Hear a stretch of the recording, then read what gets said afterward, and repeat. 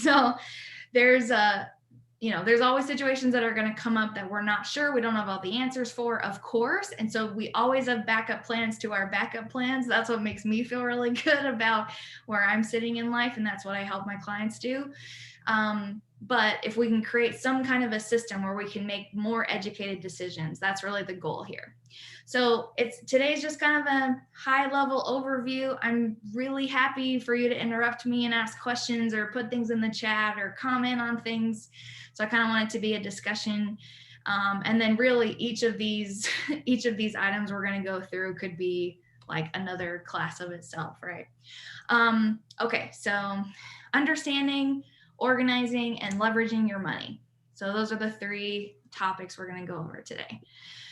So I'll zoom in here. I'll just make it full screen. There we go. So I know, again, I'm not great at titles. I'm not great at graphic design. So this is my first attempt. I think it's time for me to like pay someone else who's great at things that I'm not good at. That's the next thing on my goal. So, but essentially we're looking on the left, we're looking at the business money, and on the right, we're looking at the personal money. And just trying to get, I'm a very visual learner, so I have to have snapshots in my brain about where the money's going, how it's flowing, where do we start, what's first, all those kind of things, right? So on the business side, I mean, you can see on both sides, we're really starting with goals in both areas. I think that's really important. When you're trying to decide what path to take in your business, am I growing this way and am I growing that way? I think there's a lot of talk, probably across the world, but especially in the United States around business culture. I have to grow my business. I have to bring in more clients. I have to make more money, right? We have all these aspirations. But when we really think about goals, why is growth your goal? Do you need to make more money? Do you want to make more money? There's not a right or wrong answer here. It's not what I'm trying to get at. It's just when we have a goal that's more specific, when we know what we want out of our business, out of our personal life, it becomes so much easier to build a structure around that. But if we're just saying we're growing for growth's sake, that's really not specific enough. And you might not, the reality is a lot about money comes from motivation, right? We don't pay off our debt because we lose motivation. We don't save because we lose motivation. We can't meet our goals because, motivation's a big part of money, that energy, intangible kind of aspect of money, right? And when you have a more solid goal that you can put your intention to and put your energy towards, and it makes sense on a, maybe it's a yearly goal, but I know what my daily activities are going to be because of my yearly goal. Now it's this tangible thing that I can chip away at over time and I can feel really good about, and I'm staying motivated on my path. So goals are really important to me on both sides of the table. On business and personal life. And it's really going to guide a lot of this conversation. And so working, there's some clients that come in when they first work with me and they're like, I have 47 goals. Boom. I want to do this. They have all these things laid out. And there's other people I really have to pull goals out. Which I'm learning to be better at myself. How can I ask better questions so that you can realize what your goals are on both levels? Because I'm realizing the more and more that we can get specific and nail down those things, everything else falls into place so much more smoothly. Okay, so I kind of jumped the gun a little bit, but I love this picture. She looks so happy working on whatever she's working on. So goals, we're looking at SMART goals, right? So not a super generic goal. We're going to get as specific as possible. I think I probably over-explained why. So specific, measurable, achievable, realistic, and timely. So here's a time frame I want to accomplish this goal in. Here's a specific measurement. I get stuck on this myself in I want my goal to be the thing. It's set in stone. I'm going to meet it. All this pressure comes around it. Maybe you guys are like me or not. And I've realized, the goal really has to be something that's a measuring stick, but it's also movable, right? So if I realize halfway through or I realize a couple weeks in, wow, that experience is very different from what I want. Is that really in alignment with who I want to be as a business owner, what time I have to devote to it or whatever? Maybe these things need to adjust. So allowing some flexibility and freedom from there. The next thing is starting from the top or the bottom. So what I mean by that is there are some people that come into a goal and they want to start at the line item of the goal in this overarching, here's the macro level. I need to grow my business by, 5% or 2% or whatever it is. There's this big top to bottom kind of goal. But you might not be someone who really knows what that overarching goal is. And maybe we have to work backwards to find out what the goal is. So I'm going to go back one slide. And maybe your biggest issue in this whole chart is your personal cash flow, right? Maybe I need more cash per month coming into my household money. Maybe that's the part that you're like, wow, out of this whole chart, that's where my biggest concern is. Okay, great. Let's start there. And now we're going to work backwards throughout these pieces to figure out what your business goal is. And then we'll build the structure underneath it. So some people need to work from the bottom up, right? I need to bring home $5,000, $10,000 a month to provide for my family, to have the lifestyle that I want to have. Great. So let's start under the cash flow section in personal.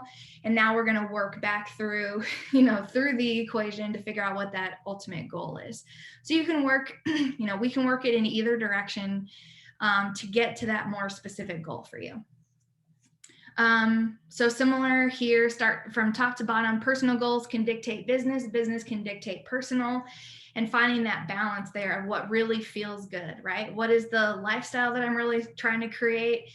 And is that going to be able to be supported by the business lifestyle that I want to create, right? So we're trying to find that balance here. So I love that. So do you guys have specific goals for 2021? Does anybody have a specific goal? You be willing to share? Anybody?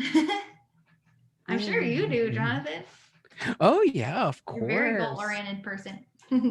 I do. Well, I don't like the word goal because to me, goal feels like it's an opportunity to fail. And I don't like the idea of failing. So instead, what I like to call them are wishes, because what I do know to be true is that the universe is always saying yes to our wishes. And so with that, my wish for 2021 is to be completely transform my business model, which is, of course, primarily tax preparation and bookkeeping. Ugh, hate that word. Services, to being the badass business profit tax coach extraordinaire, author, speaker, and entrepreneur that I was born to be. And so my goal, my wish, is to continue to educate, empower, and inspire women especially entrepreneurs to step into exactly what you're talking about, which is the profitability of their business. So that's where I want to go. My goal, in my mind, my wish, I actually see myself teaching my class. I have a class called Rapid Tax Savings Formula, and I see myself teaching this on a more rotational basis versus the traditional once every 6 weeks, et cetera, et cetera. So this is where we're headed. Awesome. That's my wish. Okay, great. I love the wish thing. I'll talk about that in a little bit. But the thing that I wanted to highlight for you, if you don't mind, is he has this overarching wish, this overarching goal of he wants to move all the revenue in his business. He wants his business to turn into, a different structure than it's been before, right? So that's where he's headed. That's where he's going. On a tangible level, is he producing enough revenue under that side to replace the revenue he was making before? So his overall vision for his company, his overall wish where he's going in the future, also really dictates what kind of conversations we would have around the revenue in his business, around how he's marketing, around how he's bringing in new clients, right? So you see how it automatically leads. When you have this vision for the future, now we can really whittle down into what are the tangible money kind of decisions we're looking at so that we can accomplish this goal. And you're going to, I know you will, in 2021, make that transition. And it's that focus on, okay, creating different kinds of revenue streams, which he's great at and he's thought through a lot. So cool, good example. Thank you. If anyone wants to share, I'm happy to hear, or we can move on. Okay. Thank you very much for that example. Okay, so the next one under is what I call KRA. So you might know this as KRA, KPI. This is key result areas. So this is understanding understanding the investments that you make inside your business. So the first thing that I usually start off with, especially with a functioning business that's had clients for a couple years, is what money are you spending on marketing when you're in the growth phase to bring in new clients, right? How much is it costing you to bring in new clients with whatever marketing activities you're doing? And sometimes it's literally you're paying for people to come to a workshop, you're paying for advertising, you're paying for whatever. So there's a number that we can start off there. There's also a lot of time that's spent. And so we can go through the calculation of your time to see, I'm going to 57 networking events and I got one client. So is that a good kind of return of investment there? So not every business decision has to be determined by money. That's not what I want you to hear from this presentation at all. But when you have some of those pieces of information and you're trying to make some smarter decisions going forward to meet that goal, that's one piece of the puzzle that can help you make that decision, right? Money is not always the answer. The cheapest thing isn't always the perfect way, right? But if you have more of that data that says, wow, I can't believe how expensive it is to get one client from these activities that I'm doing, maybe it's time to explore some different options. Or, some of these have really surprised me and other clients before, like, oh, that's actually a lot more profitable than I thought. I'm going to spend 5 more hours a week doing it because I didn't realize that was, coming back so quickly. So this is just another measurement of, here's my goal. How am I bringing in those clients? Where am I bringing in that revenue? And what's the money behind that? Okay. The other thing, one last thing about KRA is this can also be a great tool to use when you're deciding what the next investment is. So I need to bring on a new employee. Marketing is not necessarily the thing I need to be spending money on. It's time for me to have a new employee or a contractor or something to take some of the other things off my plate. And these kind of custom KRA examples can be really, really helpful. Okay. So from there, I need to rethink, maybe Jonathan, you can help me rethink the word budget because everyone hates the B word, budget. But essentially the reason we put together a budget is we're looking, where does your money come from and where does it go, right? So we're going to outline the different kinds of revenue sources. So make sure that we know, if you have, which hopefully you do, multiple different kinds of revenue sources, different packages, different programs, different services, different offerings, whatever that is, we want to have a good tracking of that on the income side, right? So you're bringing in multiple sources of income, which is really important. People always quote this back to me, so I'll say it again. You've probably heard it from me before.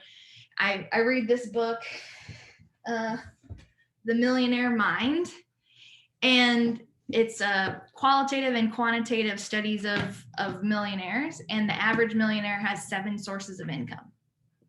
So we can think in that mindset that income is the goal, multiple sources of income is the goal, and not necessarily this huge, savings account with $1 million in it, right? Multiple sources of income is the goal, not a huge savings account.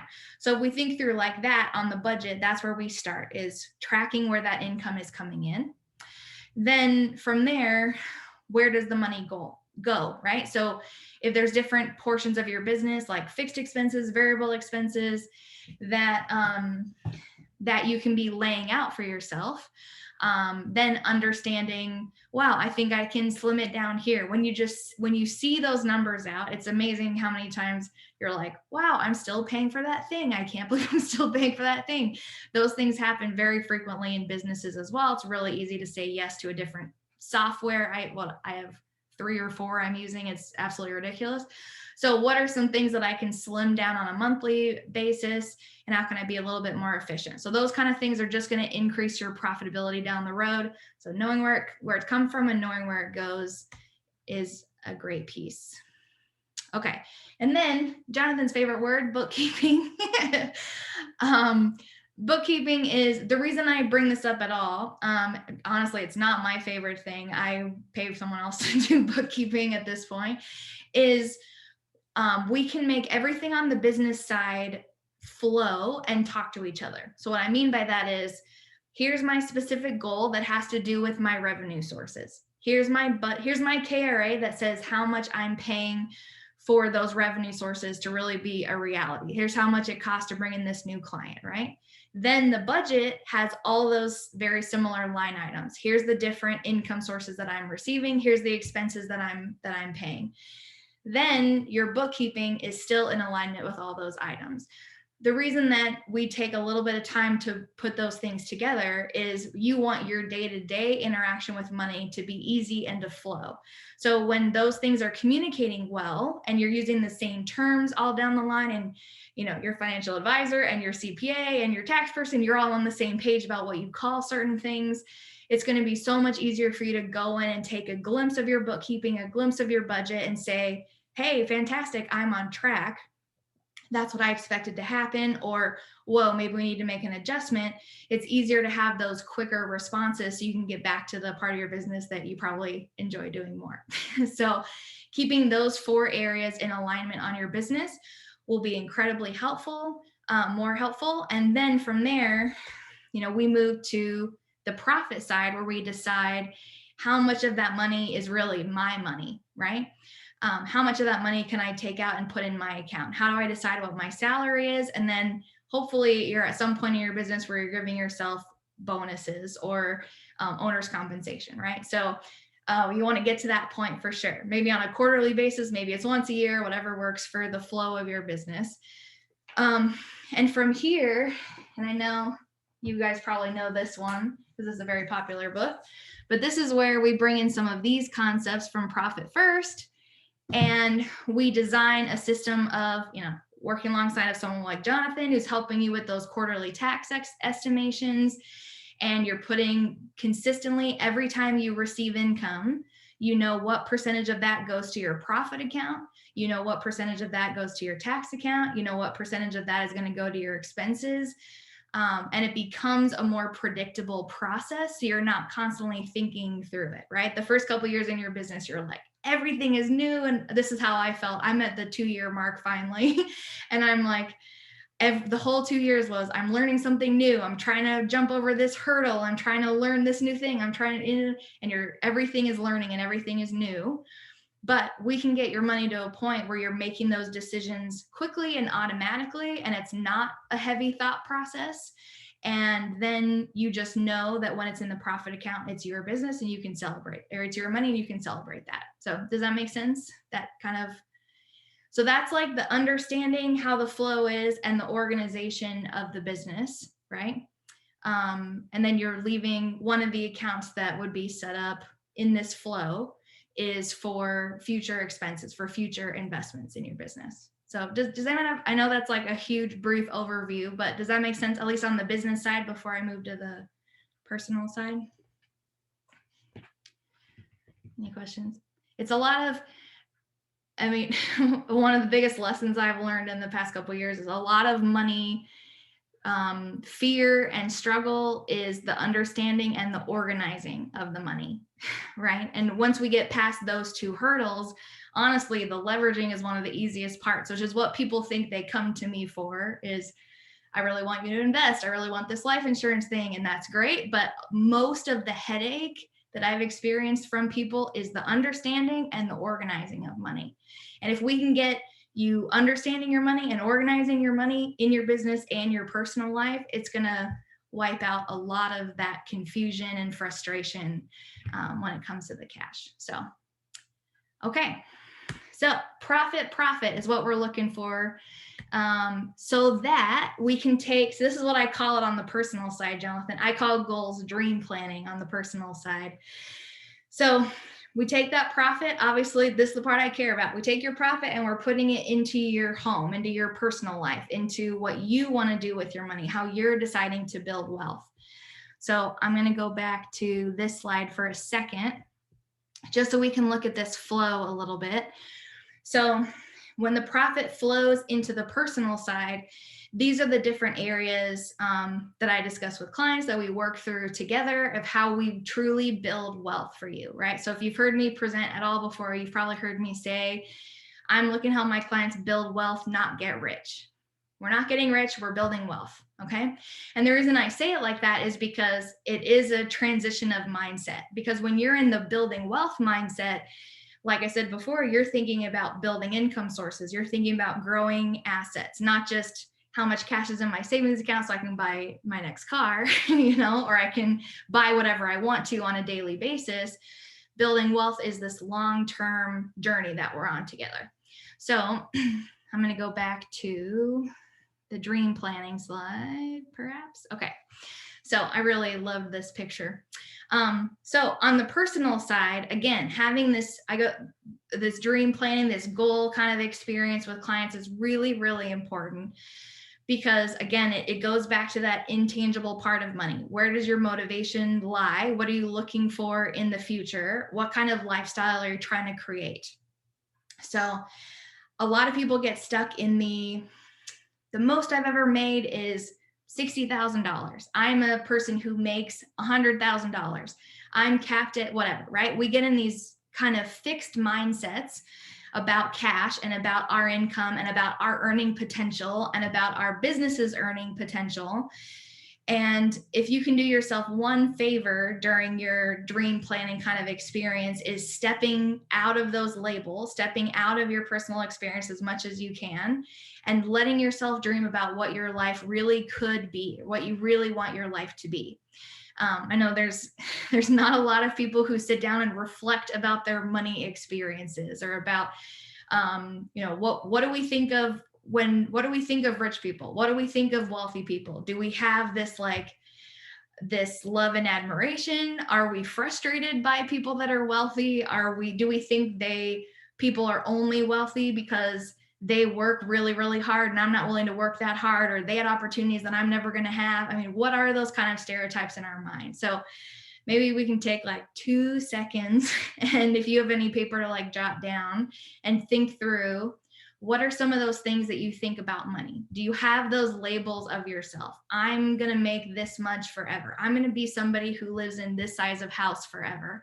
I'm somebody who's going to work until I'm 75 because I'm too scared to retire. Do we have any of those kind of labels on ourselves? And can we acknowledge them so we can step back and let ourselves think?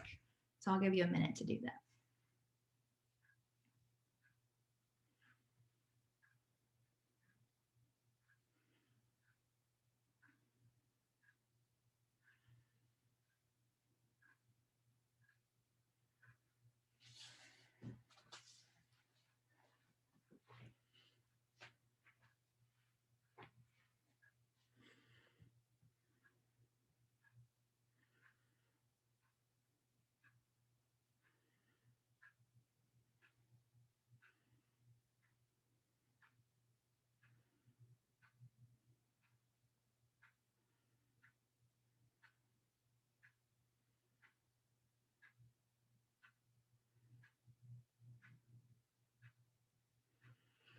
And as you're thinking a little bit, I'll share this story because I think this is such a powerful example of how our mindsets control our money behavior. So just 2 weeks ago, I got a referral from somebody that said, I just met this client. They were putting in blinds for her at her house, a completely different topic. And for some reason, they were starting to talk about money. And this woman was a widow. She lost her husband a year ago. She's 72 years old. She's never worked a day in her life. She got married at 21 and was married her whole life. And he always handled the money and told her everything is going to be fine, whatever. So she's really nervous her money was going to run out. So I said, no problem. I'll go meet with her. Went to her house, sat down. I had no idea what to expect would be in her bank account, but I thought it can't be too much because she is freaking out. She won't go to the dentist because she's too scared to spend money. She won't buy herself new shoes. She won't go on fun trips. She won't do anything. I'm like, wow, she really must be desperate. This is a really hard situation. I drive to her house and she lives in this mansion with acreage. I mean, it's huge out in the desert. And I walk in and I'm really happy to help you. Do you have any of your statements? Can I look at your stuff? And she sets a statement in front of me for $7 million. She has $7 million and she's too nervous to go to the doctor. She's too nervous to buy new shoes. So I say that because I obviously can help her, right? I think we can all agree that I could definitely help her think through how to live the rest of her life. but people's association with what's actually in their account and their mindset are almost never aligned. They're almost never aligned. I mean, I know people that spend 4 times what she spends on a yearly basis and have $200 in their savings account, and she won't go get new shoes and she has 7 million. So if that gives you any understanding of how disparate our thought process and our reality can be when it comes to money, that's really all I was trying to do through this example. So if we can think through, how do you want to think about money? How do you want to feel about money? And it really is not dictated by what's in your account. It's really not dictated by that. So if you can think through that a little bit, I'm working through those things myself. And there's always something new that comes up, like, wow, I didn't know I had that belief, but I was talking to someone else about money, and now that's something that I need to work through. So stepping out of those labels, stepping out of those assumptions about what your life will always look like, because I work this way and these things happen to people like me.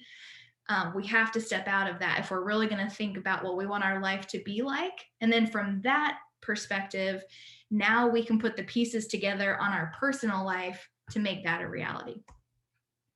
So, cash flow is always the next conversation, whether you're someone like this lady with $7 million and she really doesn't understand how to manage her cash flow, or you're somebody with a brand new business and every penny really matters because you're a startup and in that phase, right? Cash flow is really important. So it's just similar to the business, what's coming in and what's going out.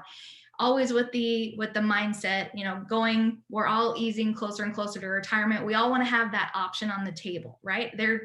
We all want the option of one day to choose not to work, right? So I don't know if you call it retirement, or I want to take a year off to go travel, or whatever you want to do. We want to have the flexibility in our life to choose not to work, right? So if that's the case, again, the conversation turns back to, how are we replacing income? Not how we're growing this big fancy nest egg that all the commercials talk about. It's really not about a nest egg. My nest egg and your nest egg are probably going to look completely different. The important conversation is, how am I replacing my income so that I can sit on the beach and make income? I can, be there for my grandbabies and make income, whatever the vision is. Okay.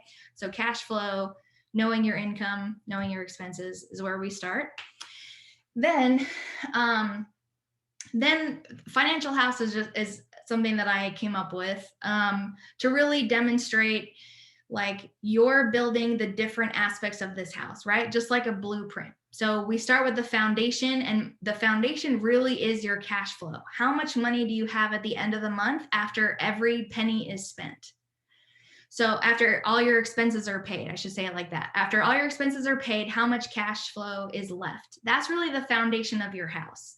And then from there, now we can build up liquidity and protection and growth and transferring your assets, and so all the tax and the trust and those kind of things. Those are built on that structure of cash flow. So when you build your house, you can still decide, we're just trying to build the outside, the walls. You're putting all the design on the inside. You're making it whatever you want to make. But when we build a solid structure that includes those elements, now the inside of your home can be whatever you want it to be, because it's solid and it's built on these aspects that are going to cover you when you might be vulnerable. So that's my focus on building your financial house, is how can we make it strong so that if anything comes its way, you have the protection you need. Then from there, I use this tool. This is just a tool to help you and I stay on the track of what building wealth looks like for you. So it's essentially this document that has all these different ideas on how you can build wealth. Are we going to dip into real estate? Are we looking at building businesses? Are we looking at working somewhere else, right? There's all these different ways that we can build wealth. And it's really become a tool to give my clients ideas on what the next step might be, right? What the next step on their wealth building journey might be. And over time, over the years that we work together, I want you to continue to check off more and more boxes. So not everything has to be done at once. Not all your investments have to be moved tomorrow. Not everything has to be bought in one day. This is a gradual process over time of making positive decisions to build your wealth over years potentially, right? So part of building wealth is protection. How do we make sure that, like, this is Susie's area for sure. How do we make sure that we have maybe the insurance we need, because we all know that things go wrong when we don't want them to go wrong. This is making positive decisions on building our income. This is making decisions on how to save on taxes. This is making decisions on how to pass money to the next generation if that's something you want to do. It has all these different aspects of how wealthy people make decisions and how can we consistently build wealth in your life. So those are the aspects of building wealth on the personal side, starting with your goals of what you really want your life and your lifestyle to look like. Nailing down that cash flow. It's really an unavoidable conversation, how money's coming in, how it's going out, and really making positive decisions about that. Building your financial house so you have a really solid foundation, and then creating these wealth building activities over the years. So that's the structure of a wealthy business owner, right? From what's my goal in my business all the way through building wealth as an individual. And each of these steps, hope I didn't make it sound too complicated, but each of these steps are something that we can create a process, create a structure for, so that you're not constantly thinking about where's that money supposed to go? Why am I worried about this next bill coming up? When's my other source of revenue going to get started? It becomes a flowing system. I'm all about 2021. My word is flow. That's where my life is going. So I want a flow system in my life, in my business, so that when I go hit my head is the pillow at night and I know I'm going to sleep, I know that aspect of my money is taken care of. I have a backup plan to my backup plan. My business is thriving. My personal life is doing well. And at least money is something that's not crossing my mind at that moment. So that's really what I have for you guys today. Are there any questions or comments, or you wish something looked different or whatever, anything? I love the idea of, and I love the exercise of really putting a reason behind your goals, like tying it to, understanding if your goal is to grow your business, because you want to make more money, and why do you want to make more money? And really just kind of like what Allison would call peeling the onion on that to understand like what the motivation is behind it. And I think that, so I love that idea. And I also like the idea of, a lot of times I felt like I was one of those people that didn't really have a set goal. Like I was looking to buy an apartment or a house, or, some of those standard financial goals, because I wasn't really sure where my life was going to go, or I'm still not. And I think that a big part of that is because, you're not doing the visualization. You're not like dreaming, I guess, or really like thinking bigger or thinking outside of what you already know. And that's something that I think is a practice, and not something that we often have time to do. So I really appreciate that. Thank you. Is there any area that you'd be willing to say, like, brag about yourself for a second and say, I think I do that part of the cycle well, or this is a part of the cycle I have no idea what the hell you're talking about and I need to do better? Me personally? Yeah, you or anyone, sure. If you're willing to. I think mine's a little different because I don't have my own business. But I would say that for personally, the sort of like keeping track of costs and the bookkeeping part is something I do well. And also getting proactive with, my cash flow and managing investments, and seeking organization and direction, like you said, is something that's a strong point for me. But I do think that putting more goals in place generally is something that I'm working on for this year. Yeah, I would say on your business side, you obviously don't have control over some of these aspects, but you could create yourself kind of a microcosm of the business side, right? Because you still have your individual goals, you still have, some KRA things, because I'm assuming you pay for some of your marketing. So there are some aspects that are still under your control. So I'd be happy to talk to you about that more if you'd like. This is a very similar structure to what my husband and I used when we were living strictly off of commission, but we were technically employed somewhere else. And then it's been expanded with, small business owners. So Thank you, Abby. I'd love that. yeah. And I actually have to run this is what's great about Zoom. I have to run for a meeting starting in 1 minute. Yeah. I can be there in 1 minute. But this was really great. And I look forward to future events. And I hope to see you all again soon. Have a great week. And thank you so much. Thanks, Natalie. See you, Bye. Natalie.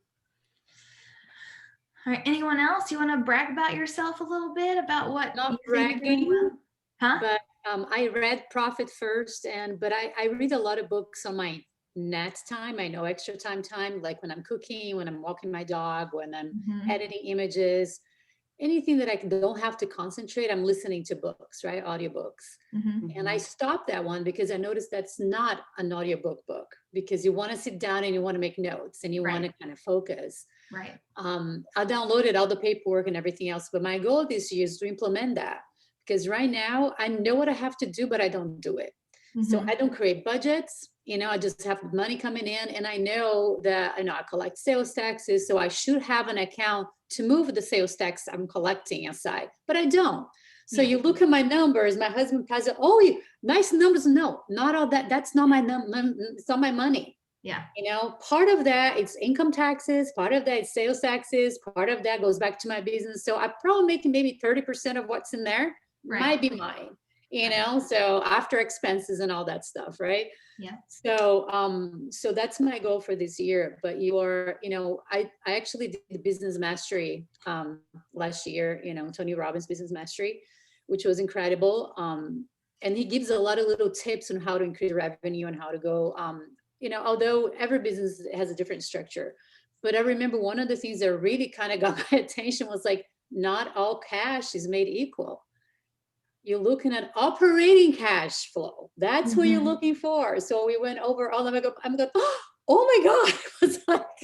He was like, he's right. I never thought about that. Just because you have a cash flow doesn't mean it's all operating cash. So it's kind of learning, really. There's so much on the financials that when you own your own business, right? You're thinking, oh, I'm going to take pictures all day. 10% of my time is taking pictures. All the other 90% is SEO, sales, marketing, finance, bookkeeping, because I'm a small business. I don't have how to outsource. Right. So, and I have to learn to do things that I never had to learn before. So it's kind of like definitely a long learning curve. Mhm. But yeah, the money blocks that you're talking about, your association with rich people and how do you see them? I've been working for 2 years on being okay to receive money from clients without feeling guilty. Yes. Because every time, especially if it was a big check or a big payment, I'll feel so guilty, like I'm stealing from them. They have no problem paying me. Right. Right. So it's all your psychology that somehow I don't think I'm worth it, or somehow, I always told myself growing up, I'm here to grow spiritually. I'm not here for matter. Matter doesn't mean anything. You're not happy because you're rich. All my rich friends aren't happy and all that stuff. And then now I'm like, no. It's okay for you to grow spiritually and make money, because then you can give more. Yeah. Right? The more you make, the more you give. Mhm. You know what I mean? So I'm changing the whole. It's a long process. Yeah. Long process. Yeah. But I'm getting there. Yes, I'm getting there. Being okay, and knowing that it's all you can have both, and it's all good if you're doing good, right? If you're helping people. So. Mhm. I'm writing probably a third book right now. So each time I write little notations down, I published a book last year called The ABCs of Deductions, an entrepreneur's guide to tax write-offs. And it's a #1 bestseller on nationally and international as well. And that's because I got rid of all of the complex legalese behind taxes, right? And so I use Uncle Sam as the main character. And then we talk about how each letter of the alphabet is a human principle and how the IRS understands this, which then applies it to the business. And so the one of my book titles I have is called Money Does Not Make You Happy, Bullshit. And the reason for that is because, like what I think you kind of alluded to, is when you come, like for me, I come from extreme poverty. When you grow up in that and you come from that, right? Um, for us, money does make you happy relatively. And you know what I mean? Versus where it comes to you already. And I think that's the difference. I think one comes from it and one does not come from it. And I think that's the mental picture there, is going, yes, on one hand, we have to acknowledge that money does make us happy. It makes our lives easier. And on the other hand, we have to also recognize that money isn't necessarily the core to happiness. So it really is a mixture of the two, and being able to come into alignment. And in fact, so I'm in my 40s, and I now say that I'm living finally the childhood that I've always wanted. Right. So for me, when you look at the personal side of the profit equation, right, um, the financial health, the wealth index, that kind of stuff. Like for me, I base that on the types of toys that I have now as an adult, because I finally can have that as an adult. And so for me, it's about giving myself the childhood that I did not have as a kid. And so that's where I see this coming into play, which is interesting because bookkeeping, no one likes to do it. And I don't like to do it. I mean, I have people outsource for all that stuff. And yet it's probably the number one most important part of your business as a business owner, as a badass CEO. That's what I like to say. It's the most important part, because through the bookkeeping side of it, the financials that we take a look at, that's what directs us. Like, so for example, I'll give you guys an example. Last year, I brought in $168,000 in gross revenue by myself, just me, lonesome self. And that was short from the year prior. Obviously, I made a whole lot more, 240,000, right? So I shrunk due to COVID, and we all been there. And what happened is, because I had the real numbers in real time, I'm making financial decisions in my business. What am I going to do next? Where am I going to place my energy, my time, my effort, and my money? And so what I did is I called in all 15 people who work for me, and I said, here's the story. We can either work together towards one singular goal, or I can let you all go and I'll go hire one person to do the job for me. So you guys tell me what you want. And that came from looking at my financials and being able to go, I'm shelling out 30 grand a year in this particular in advertising and marketing. Is that really a wise choice to do when you only made 160? So that's why the financials are so important, as much as we hate it. Yeah, they really tell a story of what's going on. What was I going to say? Oh, when you alluded to happiness, money brings some people happiness. There's really a study, maybe you've heard of it, that was done that says money does bring happiness until you hit like $75,000 a year, and then it kind of plateaus off. And then there's another point, I can't remember exactly the numbers, obviously, but there's another point where you make that much and it actually goes down again. So money does bring happiness, especially from your situation, right? Up until like $75,000, and then it plateaus for a while. So there's definitely some truth to that. And to having this childhood you've never had is a really important part of your story right now. And that's a part of the lifestyle that you want to create. And how can we still do all these things, the financial house, building your wealth, and still have the lifestyle you want? So those are important pieces that you acknowledge for yourself. I'll never forget. So the reason why I became an accountant, I was supposed to be a teacher, by the way, and I now do that through my courses. But one of my mentors said to me back in college, and he had said, "You want to be poor your whole life?" And it scared the hell out of me. And I said, "Absolutely not. Like, I've already been there, done that, almost wrote a book about it. So no." And he said, "All right, well, go work with money." So I ended up working with, being an accountant. And I'll never forget him saying to me, because I would say things like, "Oh, that boy has a nice new car, a new BMW, new mansion, new this," right? And I would get resentful of it. Really, that's the truth. And he had said to me, "Just always remember this, Jonathan.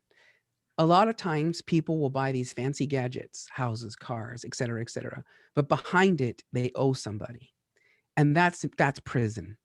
So just remember that." So what's funny about that now is that when people do gloat about their brand new cars or their big mansions or whatever, in the back of my mind, I think, "And how much do you owe someone else for that?" And so it doesn't make me feel bad. It doesn't make me feel like I'm lesser than, right? Because I can turn around and go, "Yeah, I mean, I live in a cute little house and my mortgage payment's enough. If I had to go work the corner, I could do it and still make my mortgage payment." Work the corner. That's funny. Yeah. So, yeah. That's a good example. So we have a little bit of time left. So Susie or Lisa, do you have anything you want to share? I would love to share something here. You guys have all hit on some really important points. And Abby, I just want to thank you for giving that overall picture, that overall, and I love the simplicity of your diagrams. So keep it. As far as I'm concerned, I loved it. I get it. So yeah, money. I am as you were talking about, write down, what you're what you think about money and what you're, we were talking about money blocks. And so as a strategic wellness strategist now, um, I am, I said that wrong, didn't I? Yeah, a wellness solution strategist. That's what I'm pivoting myself to.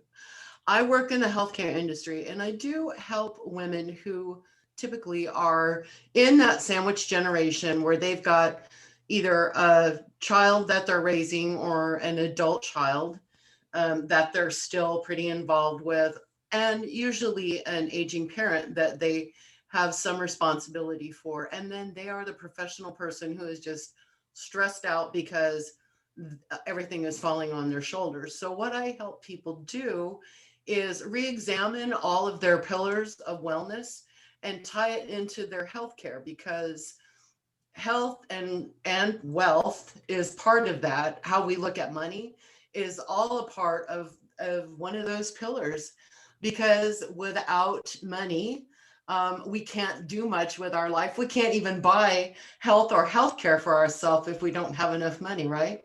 Mhm. So, but a person, when they're working with me, gets to decide what part they want to work on first.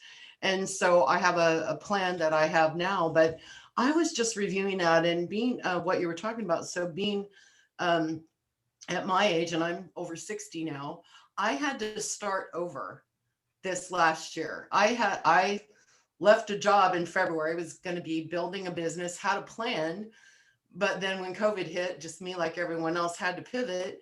And now I'm doing things virtually rather than a brick and mortar style business. So I've had to relearn a lot of things. And where all that money blocks comes in is that when I was in my 20s and I was married to my kid's dad, we had quite a bit of money and quite a bit of income. And we were living the life that I had always dreamed of. Um, and then the rug fell out from underneath because of a healthcare situation for one of my kids. And then we lost everything: homes, property, cars, everything. We lost it all because we had gotten into a business where we had a bookkeeper and a partner that stole all our money while my son was sick in the hospital. So I had to start over then. And that gave me, and I just realized this as you were talking, Abby. So thank you. I just realized that I had this block that said, I wonder if I can really actually start over, because I get really sucker punched me today.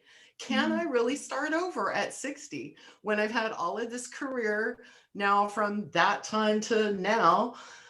I've had a couple of careers and I was doing okay, but can I really start over? And you know what? That's a block. It is a block. I don't know that I believe that I can do that. Mhm. And it's kind of crazy because I'm helping people. So now I get to go back and work my own program and and look at that. But so I wonder if I can achieve what I had before.